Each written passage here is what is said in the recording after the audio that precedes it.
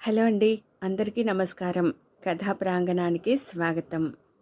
నాన్న వయసు పెరిగే కొద్దీ శరీరం కూడా బాగా బలహీనపడిపోయింది. గదిలోనే అటూ ఇటూ నడవడానికి గోడ ఆసరా అవసరమవుతోంది.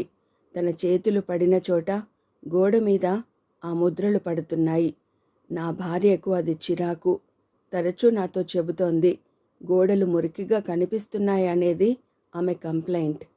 ఓ రోజు ఆయనకు బాగా తలనొప్పి ఉండడంతో తలకు కొంత నూనె పట్టించి కాసేపు మసాజ్ చేసుకున్నాడు.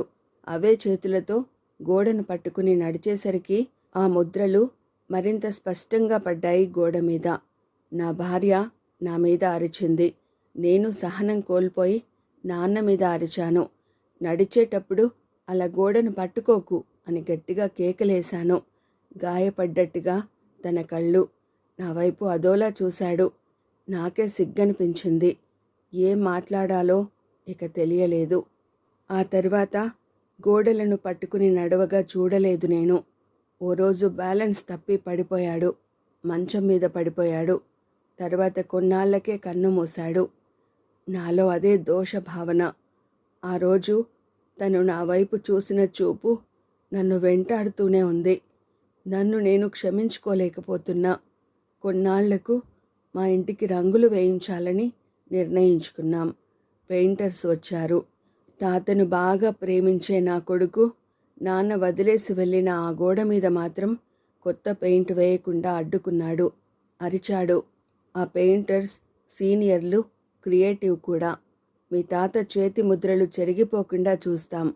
వాటి చుట్టూ సర్కిళ్లు గీసి డిజైన్లు వేసి ఓ ఫోటో ఫ్రేమ్లా మార్చి ఇస్తాం, సరేనా అని సముదాయించారు. అలాగే చేశారు. ఇప్పుడు ఆ చేతి ముద్రలు మా ఇంట్లో ఓ భాగం. ఆ డిజైన్ను మా ఇంటికి వచ్చిన వాళ్ళు అభినందించేవాళ్ళు. వాళ్లకు అసలు కథ తెలియదు.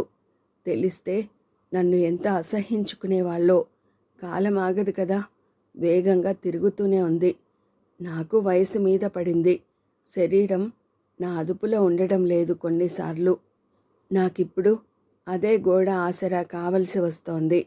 నాన్న పడిన బాధ ఏమిటో నాకిప్పుడు తెలిసొస్తోంది. ఎందుకనిపించిందో తెలియదు. గోడ ఆసరా లేకుండానే నడవటానికి ప్రయత్నిస్తున్నాను. ఓ రోజు అది చూసి మా అబ్బాయి పరుగున వచ్చాడు. నా భుజాలు పట్టుకున్నాడు. గోడ ఆసరా లేకుండా అస్సలు నడవద్దు, పడిపోతావు అని మందలించాడు. మనవరాలు వచ్చింది. నీ చేయి నా భుజాల మీద వేసి నడువు తాతా అంది ప్రేమగా. నాలో దుఃఖం పొంగుకొచ్చింది. అసలే తండ్రిని నేనే పోగొట్టుకున్నాననే ఫీలింగ్. అలాంటి ధోరణి ఏమాత్రం చూపించని నా పిల్లలు. నేను ఆ రోజు నాన్న మీద అరవకపోతే ఇంకొన్నాళ్ళు బ్రతికేవాడు కదా అనే బాధ.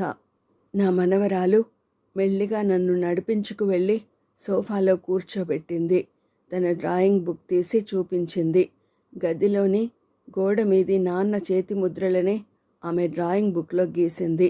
టీచర్ బాగా అభినందించిందని చెప్పింది. పిల్లలు పెద్దల్ని ఇలా గౌరవించడం మన సంస్కృతి అని రాసిందామె ఆ స్కెచ్ మీద. నా గదిలోకి వచ్చి పడుకున్నాను. మౌనంగా రోదిస్తున్నాను.